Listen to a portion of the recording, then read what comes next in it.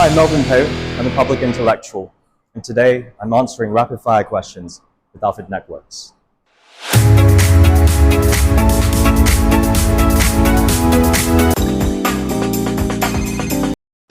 I think the book that inspires me the most is Das Buch Zarathustra by German philosopher Friedrich Nietzsche. Because it's not so much a book that you read, it's a book that reads you.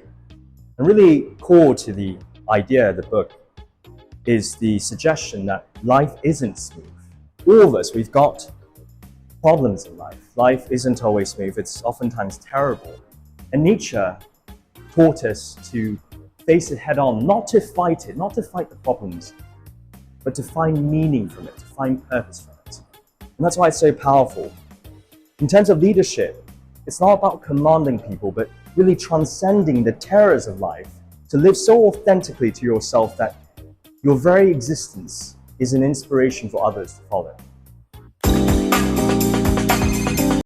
I think it was a Chinese philosopher, Lao Tzu, who said, watch your thoughts for they become words. Watch your words for they become actions. Watch your actions for they become habit. And watch your habit for they become character. Watch your character for it becomes your destiny. One of the biggest problems that we're not really aware of is that we are actually witnessing the greatest theft of human history right before our noses, the theft of human knowledge. Algorithms, smartphones, artificial intelligence, modern distractions, they're not just conveniences. They are actually robbing us of our attention. And attention is actually the foundation of knowledge. And we are losing that in this day and age.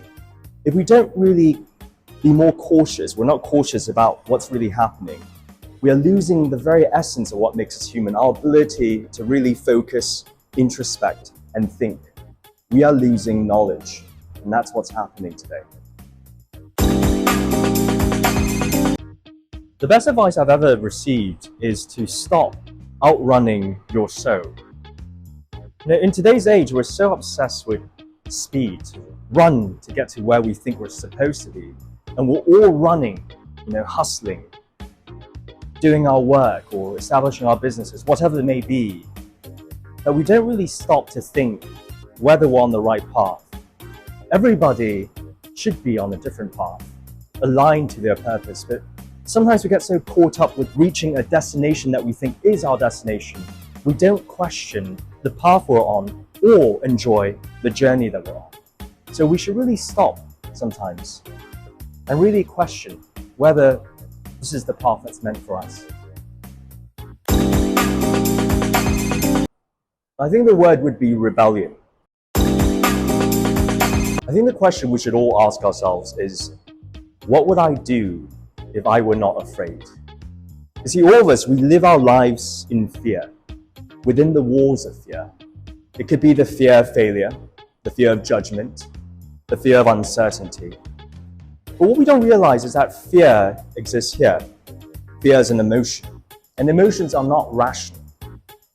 When you take fear away, that's when you get to the real question of who you are and what you want to do. Some people spend their entire lives living out of fear. They don't realize and they don't get close to who they are or who they're supposed to be.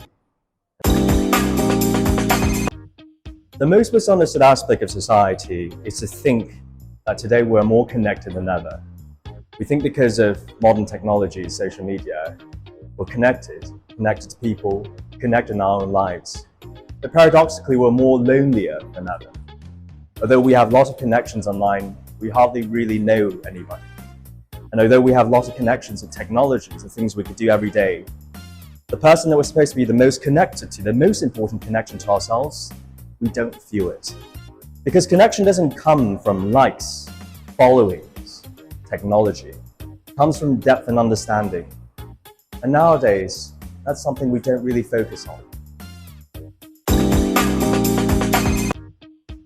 The thing I'm most optimistic about today is that we're not just obsessed anymore about what everything is supposed to do, but why. You see, for the longest time, it's always been about getting too much of everything.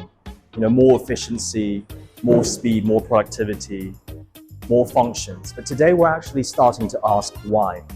And that really matters because we're starting to think as a society what everything means, and something we don't think about enough, at least in recent times. And so that's something I'm very optimistic about because it puts us on the right path to understanding how everything is, but also to understanding how everything could be. And that's something that I think will lead to more progress, not just on the personal level, but even on the societal level.